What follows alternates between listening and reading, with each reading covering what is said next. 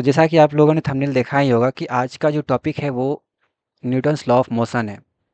तो अगर आप रेलवे के किसी भी एग्ज़ाम का तैयारी कर रहे हैं या फिर किसी भी गवर्नमेंट जॉब के एग्ज़ाम का तैयारी कर रहे हैं, तो ये वीडियो जो है आपके लिए हेल्पफुल होगा, क्योंकि एग्ज़ाम में जीके और जीएस के टॉपिक टॉपिक में आ, ये साइंस जो पूछा जाता है उसमें न्यूटन्स लॉ ऑफ मोशन के बारे में आपको हो सकता है कहीं न कहीं पूछ दिया जाए, और रेलवे में ये ज़्यादातर पूछा जाता है। तो ये Newton's law law of motion जो है ये एक इम्पोर्टेंट टॉपिक हो जाता है आपके एग्ज़ाम के लिए। तो अगर आप लोगों को अगर आप लोग चैनल पे नए हैं तो चैनल को सब्सक्राइब कीजिए और वीडियो को लाइक कर दीजिएगा, ताकि जो आगे आने वाला जो वीडियो है वो आप उसका नोटिफिकेशन आपको मिलता रहे। तो बिना देरी की आज के टॉपिक को आगे बढ़ाते हैं।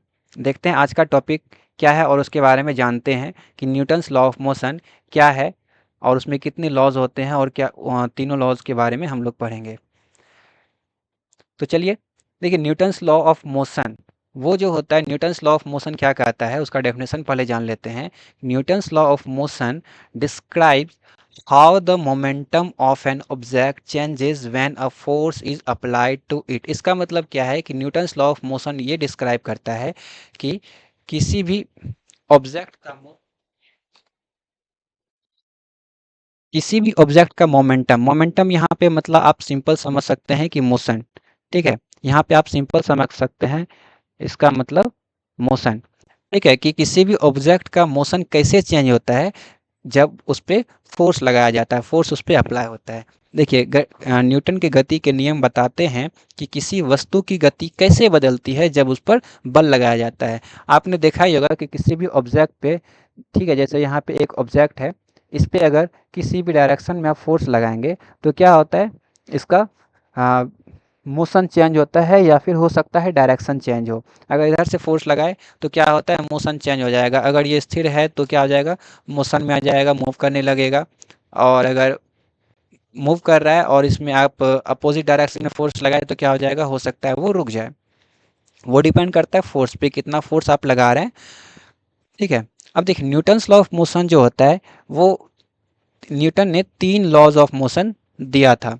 ठीक है, तो Newton's first law of motion क्या कहता है कि Newton's first law of motion states that objects will remain at rest और keep moving in a straight line unless acted upon by an external force.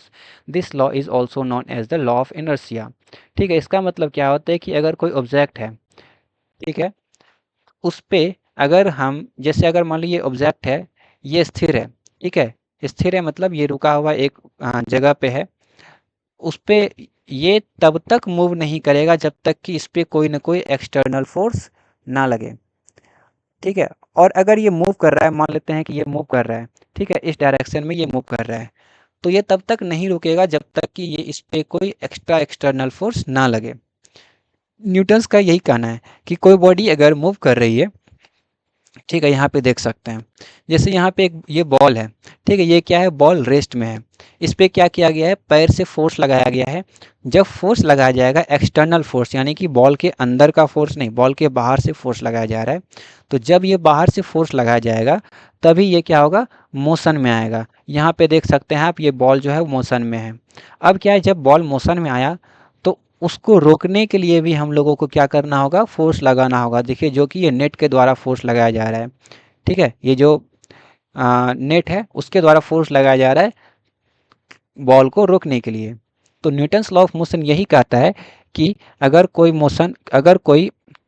Body motion में है या स्थिर है, ठीक है, इनर्शिया मतलब होता है वो स्थिर है, मतलब अगर स्थिर है तो मोशन में आ जाएगा, मोशन में तो स्थिर हो जाएगा, उसी को इनर्शिया बोलते हैं, यानी कि जड़त्व। ठीक है, जड़त्व का नियम भी इसे कहा जाता है, Newton's first law of motion को, यानी कि लॉज ऑफ इनर्शिया भी कहा जाता है। ठीक है, एक बार फिर से समझा देते हैं कि Newton's first law of motion क्या कहता है कि अगर कोई भी बॉडी, मान लेते हैं ये कोई बॉडी है, ठीक है, ये स्थिर है, ठीक है, ये तब तक मूव नहीं करेगा जब तक कि इस पे कोई एक्सटर्नल फोर्स, बाहरी बल ना लगाया जाए। ठीक है, और अगर मान लेते हैं कि ये मूव कर रहा है इस डायरेक्शन में, ठीक है, तो जब मूव कर रहा है तो ये तब तक नहीं रुकेगा जब तक कि इस पे कोई बाहरी फोर्स इसके मोशन के अपोजिट डायरेक्शन में ना लगे। ठीक है, यही है न्यूटन का फर्स्ट लॉ। यहाँ पे आप लोग फिगर में देख सकते हैं।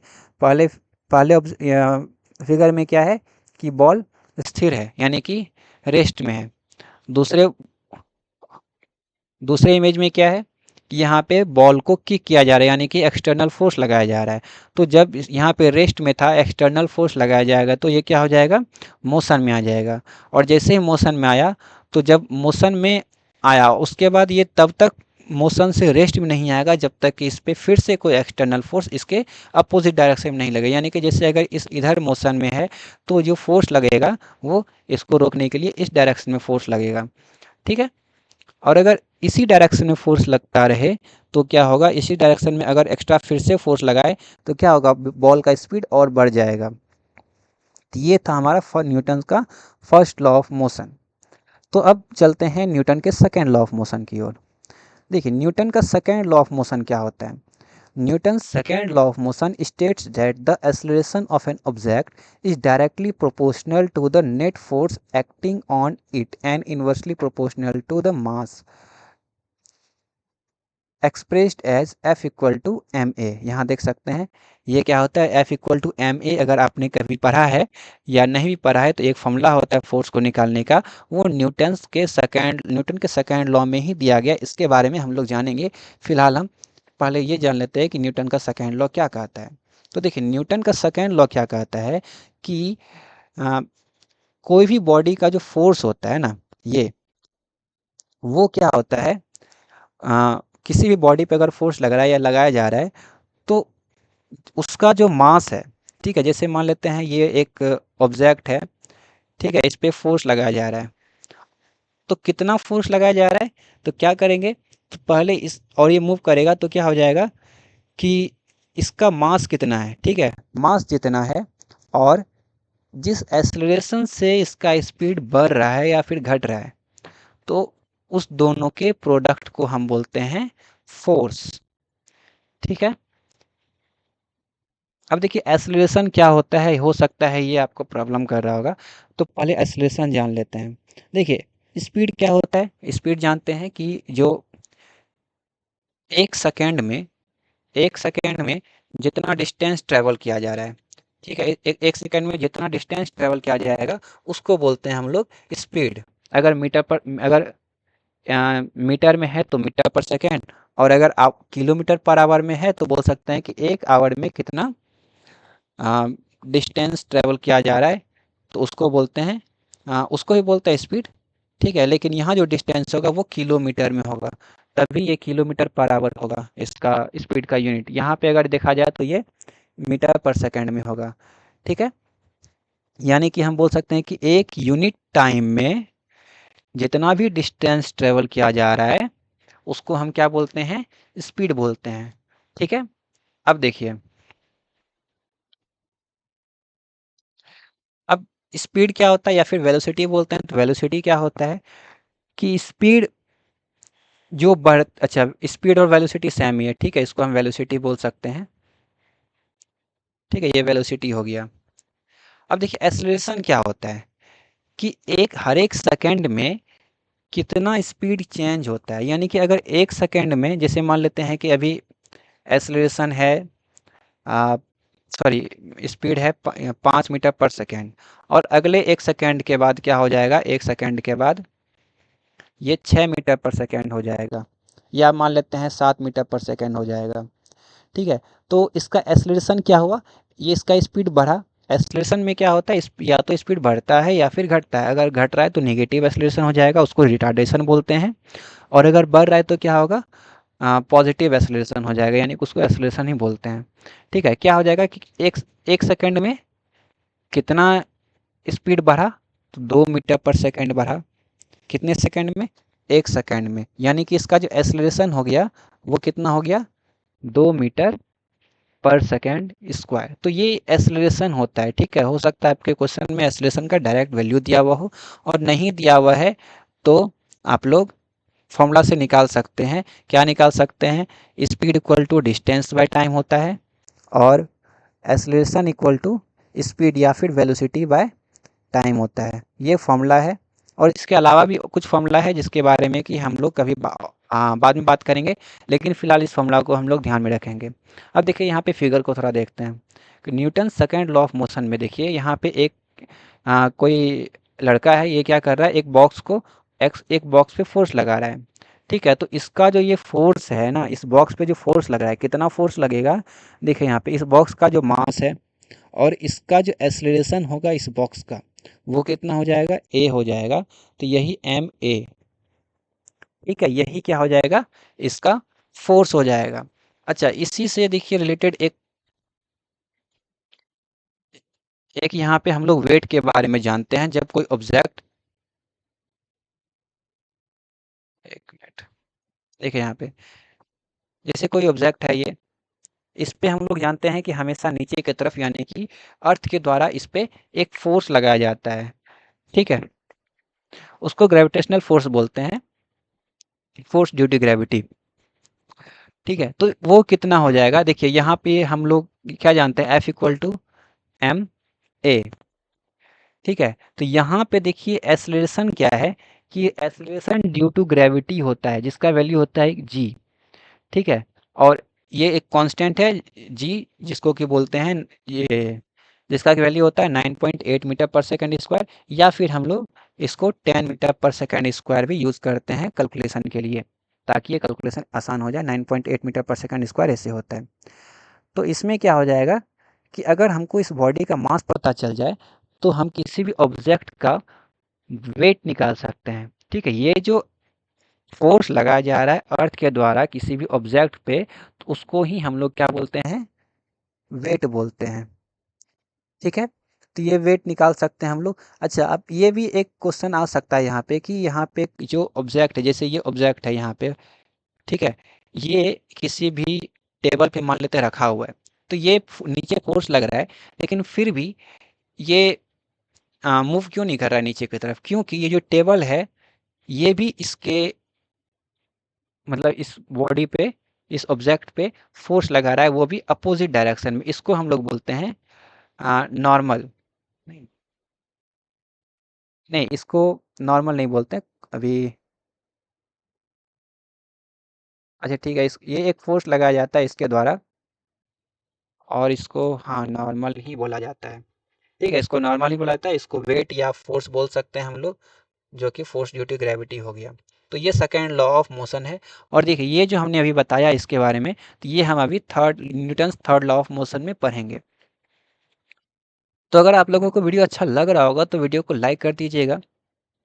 अब आते हैं Newton's third law of motion. देखिए Newton's third law of motion क्या कहता है कि Newton's third law of motion often stated as for every action there is an equal and opposite reaction.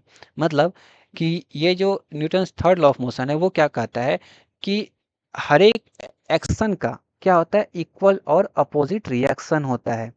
ठीक है, हर एक एक्शन का क्या होता है, इक्वल और अपोजिट रिएक्शन होता है। इसका मतलब क्या होता है कि when one object exerts a force on another, the second object exerts an equal and opposite force on back on the first। यानी कि अगर एक ऑब्जेक्ट यहाँ पे है, ठीक है, और इधर से मान लेते हैं कि कोई इंसान इस पे फोर्स लगा रहा है, ठीक है, तो ये इंसान जितना फोर्स लगाएगा इस ऑब्जेक्ट पे, उतना ही फोर्स क्या करेगा, ये ऑब्जेक्ट भी इस इंसान पे लगाएगा, और वो भी अपोजिट डायरेक्शन में। ठीक है, ये ही न्यूटन का तीसरा लॉ है। तो इसको हम फिगर के द्वारा समझते हैं। यहाँ पे देखिए, इसका यूज एग्जाम्पल में या ये हमारे रियल लाइफ में देखिए कहाँ कहाँ पे होता है। जैसे एक बोट है, ठीक है, बोट से उतरने टाइम हम लोग क्या करते हैं, हम लोग आगे बढ़ने के लिए, जैसे यहाँ पे देख सकते हैं, हम लोग आगे बढ़ने के लिए क्या करते हैं, बोट को पीछे की तरफ धकेलते हैं, है ना। हम लोग क्या करते हैं, आगे बढ़ने के लिए बोट को क्या करेंगे, पीछे की तरफ धकेलते हैं। ठीक है, जो जो फोर्स से हम लोग इसको पीछे की तरफ धकेलेंगे, जितना जोर से हम लोग इसको पीछे की तरफ धकेलेंगे उतना ही ज़्यादा हम आगे जाएंगे। या फिर हम रनिंग में भी ये काम करते हैं कि जब कोई इंसान दौड़ रहा है, ठीक है, तो वो जमीन को पीछे की तरफ ये वो उतना ही तेज दौड़ पाएगा जितना कि वो जितना फोर्स से कि वो जमीन को पीछे की तरफ धकेलेगा। ठीक है, तो यहाँ पे देख सकते हैं एक्शन किधर हो रहा है, ये आगे बढ़ने का कोशिश कर रहा है, ये एक्शन हो रहा है। और रिएक्शन किधर हो रहा है कि ये देखिए यहाँ पे बोट पे रिएक्शन हो रहा है। ये क्या कर रहा है खुद, देखिए यहाँ पे क्या है, बोट इस पे एक्शन कर रहा है कि आगे बढ़ रहा है। अब यहाँ पे क्या है, रिएक्शन बोट पे लग रहा है कि बोट क्या होगा, पीछे चला जाएगा। आप अगर बोट पे कभी गए हैं तो यहाँ पे ये चीज़ देखे होंगे। अब देखिए यहाँ पे एक कोई आदमी है, वो क्या कर रहा है, गन फायर कर रहा है। तो गन फायर किया तो किसी ना किसी फोर्स से ये बुलेट क्या होगा, आगे जाएगा। तो जिस फोर्स से ये बुलेट आगे जाएगा उसी फोर्स से क्या होगा, ये गन जो है इस आदमी को झटका देगा, यानी कि और क्या होता है, अपोजिट डायरेक्शन में। ठीक है, इसी को बोलते हैं इक्वल, यानी कि जितना इधर जा रहा है, जितना इधर फोर्स लगेगा उतना ही इधर फोर्स लगेगा और अपोजिट डायरेक्शन में लगेगा। तो ये ही न्यूटन का थर्ड लॉ ऑफ मोशन है। ठीक है, उम्मीद है आप लोगों को ये वीडियो अच्छा लगा होगा और जो Newton's third law of motion है वो आपको समझ में आया होगा। और अगर वीडियो अच्छा लगा हो तो चैनल को सब्सक्राइब कीजिए और वीडियो को लाइक कीजिएगा। धन्यवाद।